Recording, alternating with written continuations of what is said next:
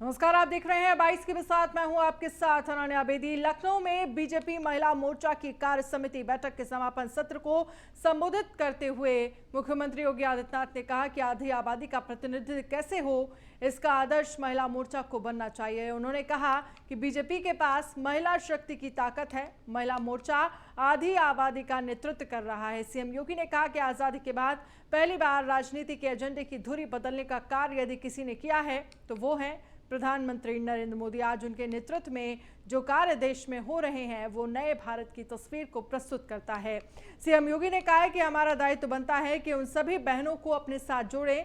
उन्होंने कहा कि बूथ जीतेंगे तो चुनाव भी जीत जाएंगे।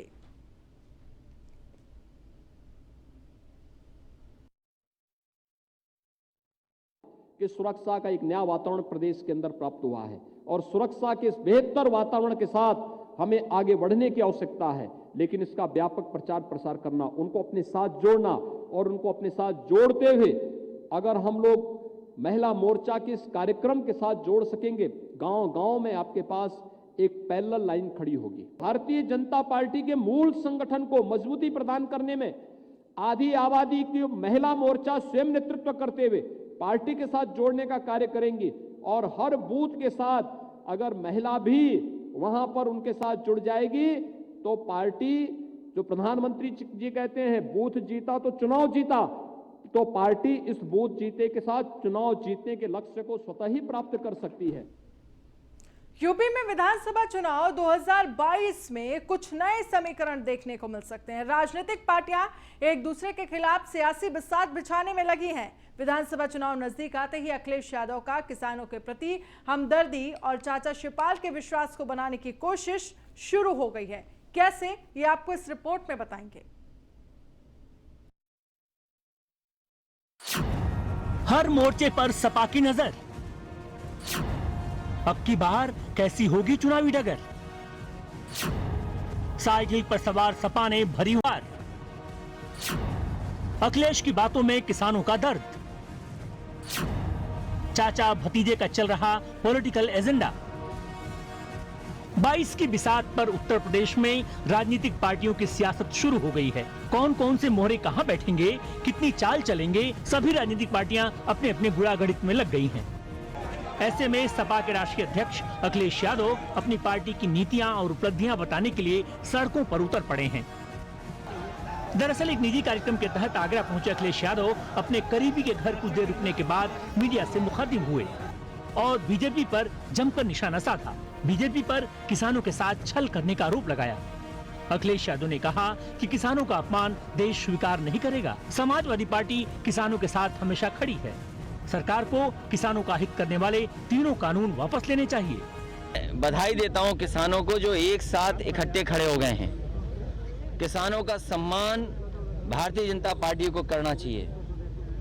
किसानों का अपमान देश नहीं स्वीकार करेगा। जिस तरह से सपने दिखाए थे भारतीय जनता पार्टी ने कि उनकी पैदावार की आय दोगुनी कर देंगे, आय दोगुनी किसानों की नहीं की बल्कि हर चीज की महंगाई दोगुनी कर दी। सरकार को इसका जवाब देना चाहिए। इस दौरान अखिलेश यादव ने आगामी विधानसभा चुनाव को लेकर अपने चाचा के प्रति हमदर्दी जताते हुए कहा कि उत्तर प्रदेश बहुत बड़ा प्रदेश है, यहाँ पर बहुत लोग चुनाव लड़ने आएंगे, इससे कोई फर्क नहीं पड़ता। उन्होंने कहा कि हमने प्रगतिशील समाजवादी पार्टी के लिए जसवंत नगर सीट छोड़ रखी है, उनके नेताओं का भी हम ध्यान रखेंगे। बहरहाल यूपी में सपा दोबारा से सत्ता में वापसी कर पाएगी या नहीं ये तो नहीं कहा जा सकता, लेकिन 22 से पहले सपा सबकी नाराजगी दूर करने की कोशिश में है, चाहे किसानों की नाराजगी की बात हो या फिर चाचा शिवपाल की। करीब 4 साल से अपने रिश्तों में उतार चढ़ाव के बाद अखिलेश यादव के इस बयान से एक बार फिर चाचा शिवपाल यादव के बीच मिठास की संभावना भी दिखने लगी है। ऐसे में अब देखना होगा कि आगामी चुनाव में चाचा भतीजे की जोड़ी पार्टी को सत्ता के शिखर पर पहुंचा पाती है या नहीं। आगरा से न्यूज़ 1 इंडिया के लिए कृष्णा त्यागी की रिपोर्ट।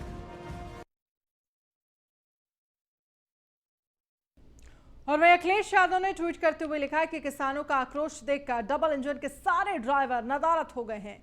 भाजपा में भगदड़ मच गई है। उत्तर प्रदेश के मुजफ्फरनगर ने एक ऐसी जन क्रांति को जन्म दिया है जो देश को भाजपा की नफरत भरी राजनीति के अंधकार से निकालकर अमन, चैन और तरक्की की नई रोशनी की ओर ले जाएगी। #भाजपा खत्म, ये ट्वीट किया है अखिलेश यादव ने।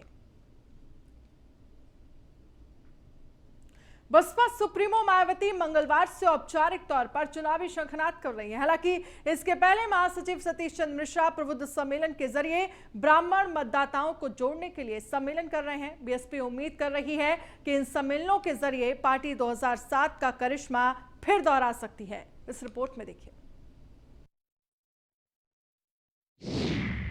मंगलवार को मायावती का चुनावी शंखनाद, प्रबुद्ध वर्ग सम्मेलन के जरिए हुंकार, 2007 का नतीजा दोहरा पाएगी बीएसपी, ब्राह्मण मतदाताओं को रिझाने की तैयारी, सोशल इंजीनियरिंग पर फिर फोकस।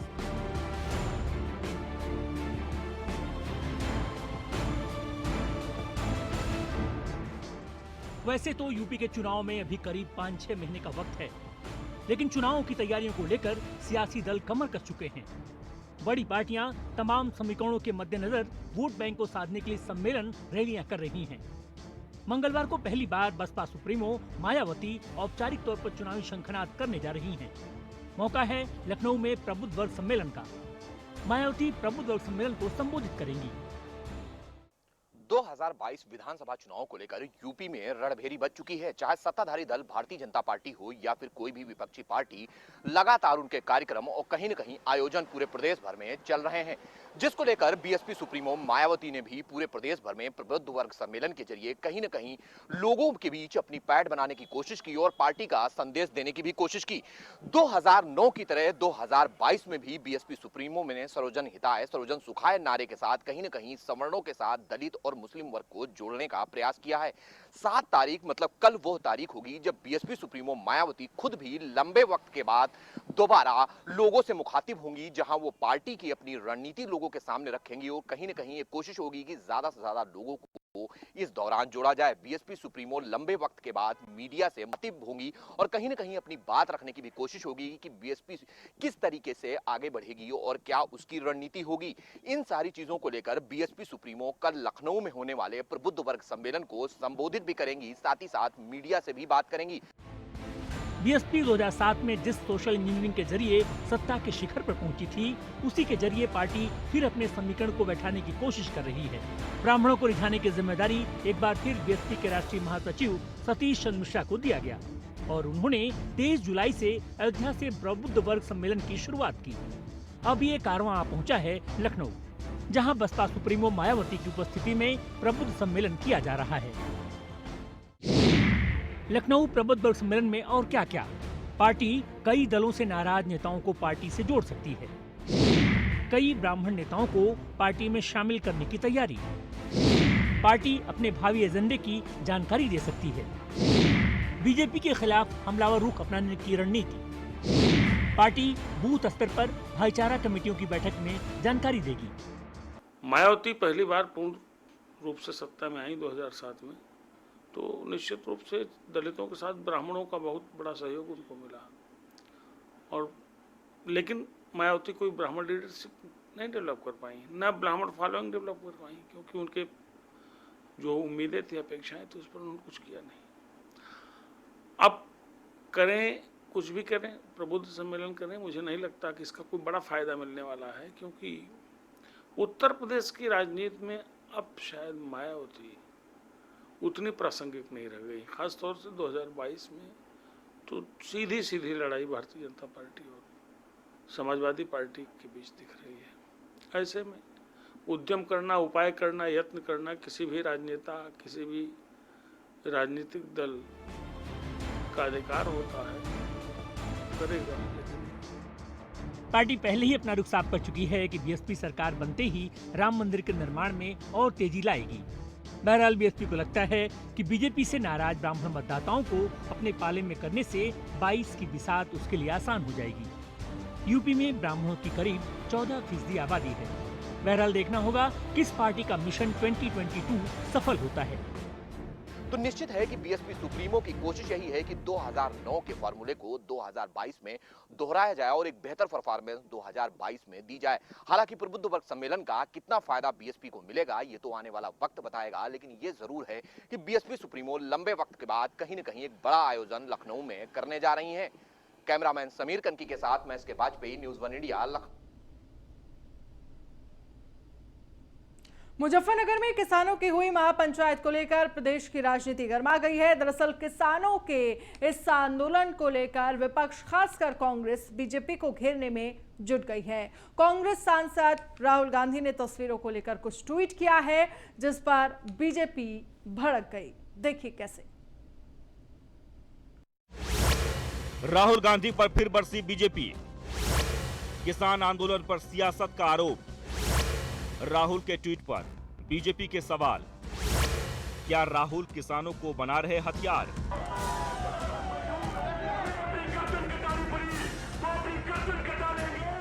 मुजफ्फरनगर में रविवार को किसानों की हुई महापंचायत ने पूरे देश की राजनीति को गरमा दिया है। पिछले 9 महीने से चल रहा किसान आंदोलन को लेकर एक बार फिर सियासत शुरू हो गई है।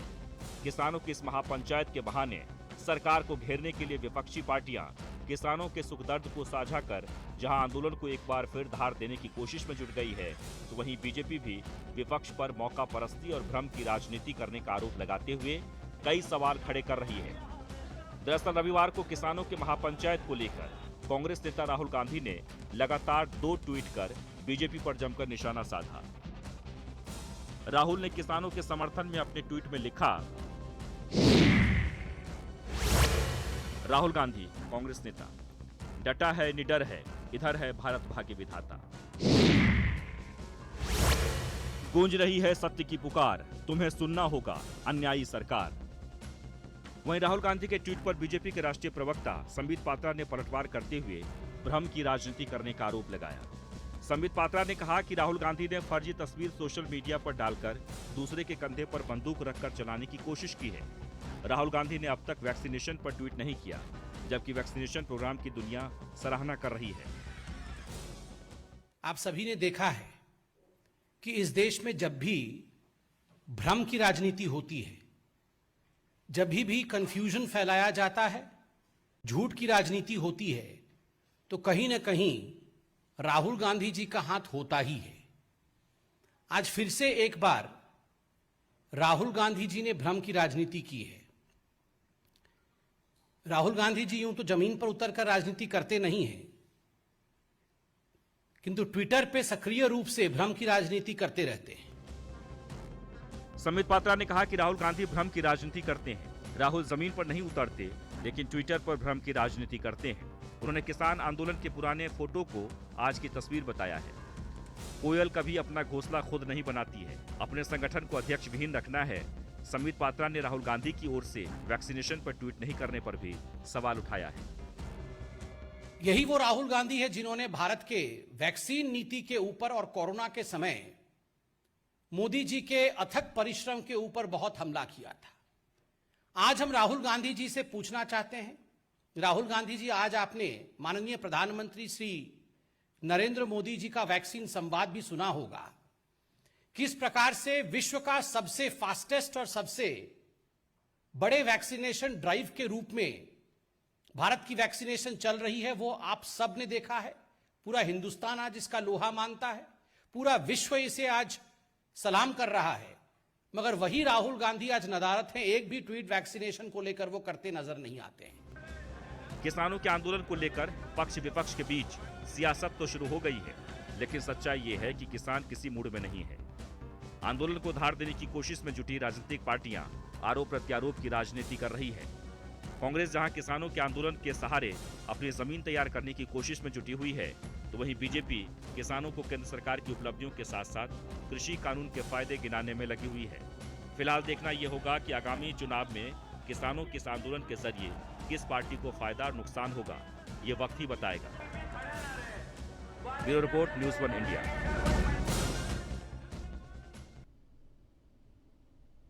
और वहीं लखनऊ में कांग्रेस नेता इमरान प्रतापगढ़ी से हमारी संवाददाता नगमा शेख ने खास बातचीत की। इस दौरान उन्होंने कहा कि कांग्रेस परिवर्तन संकल्प के जरिए यूपी में एक नया परिवर्तन लाएगी। और क्या कुछ कहा उन्होंने, सुनिए। सम्मेलन है यहाँ पर और इमरान प्रतापगढ़ी जो अल्पसंख्यक के राष्ट्रीय अध्यक्ष है वो हमारे साथ मौजूद है। इमरान जी, क्या कहेंगे, आज संकल्प परिवर्तन रैली सम्मेलन में आप शामिल हो रहे हैं, क्या कहना चाहेंगे? देखिए, आज हम पीसीसी में बैठ करके चुनावी शुरुआत कर रहे हैं और ये संकल्प ले रहे हैं कि ये जो सरकार है, जो तानाशाही पे उतारू है, जिसे लोकतंत्र में विश्वास नहीं है, हम उसे उखाड़ फेंकेंगे, उसे बदलेंगे। कांग्रेस पार्टी ही ये काम करेगी, कोई क्षेत्रीय दल नहीं कर सकता है। आज जो बीजेपी के अध्यक्ष स्वतंत्र देव सिंह ने उन्होंने कहा है कि सपा, कांग्रेस और बसपा को वोट देना पाप है, उस पर क्या कहना चाहिए? देखिए, वो चुनाव को एक मोड में ले जाने की कोशिश है। वो कैसे तय करेंगे कि पाप है? मेरी नजर में तो गंगा में बहती हुई लाशें जिसकी वजह से बही हैं, वो पाप है। मेरी नजर में तो गंगा के किनारे जो शवों से रामनामी दुपट्टे उतारे गए थे कोरोना पीड़ितों के, वो पाप है। स्वतंत्र देव सिंह जी तय नहीं करेंगे कि क्या पाप है, जनता तय करेगी कि क्या पाप है। हर तरफ ब्राह्मण सम्मेलन चल रहा है और लोगों को जोड़ने की कोशिश चल रही है, कांग्रेस क्या कर रही है? देखिए, कांग्रेस किसी वर्ग विशेष की पार्टी नहीं है।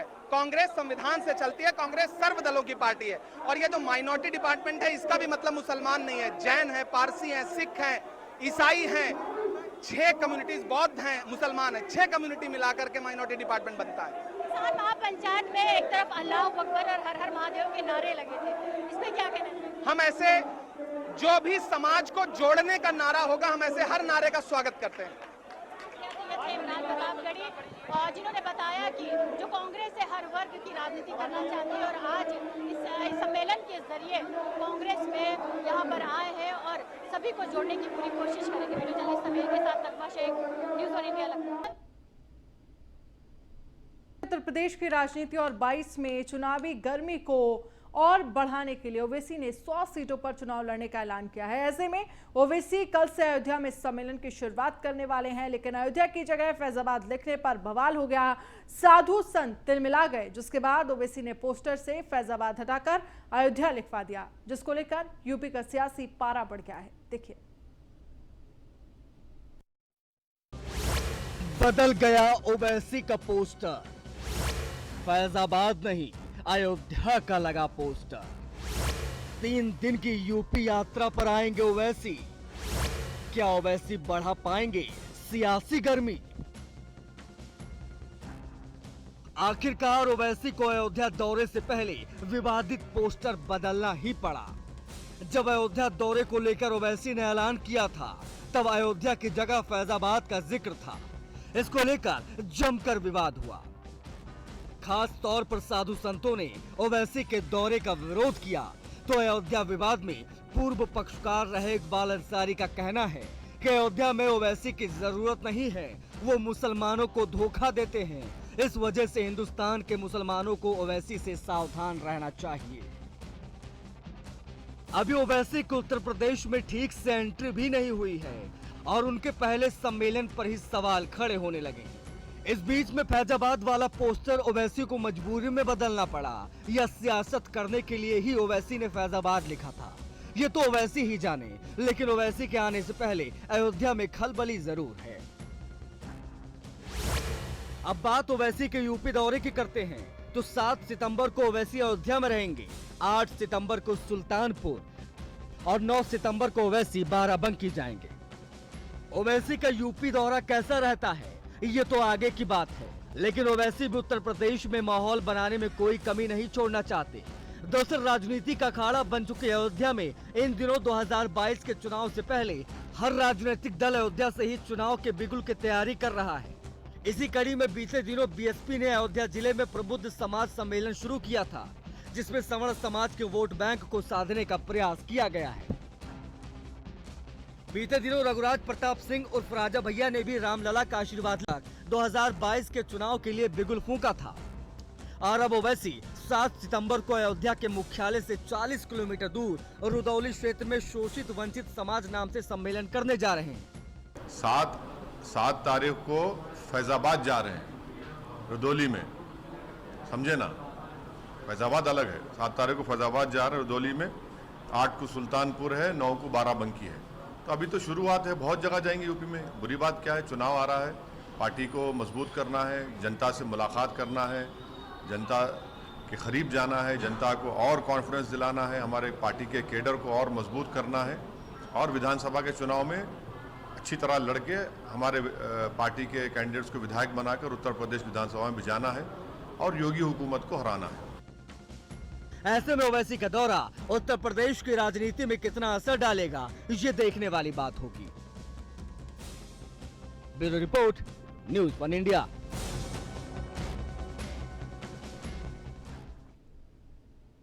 बाईस के साथ में फिलहाल इतना ही। आप बने रहिए न्यूज़ 1 इंडिया के साथ। नमस्कार।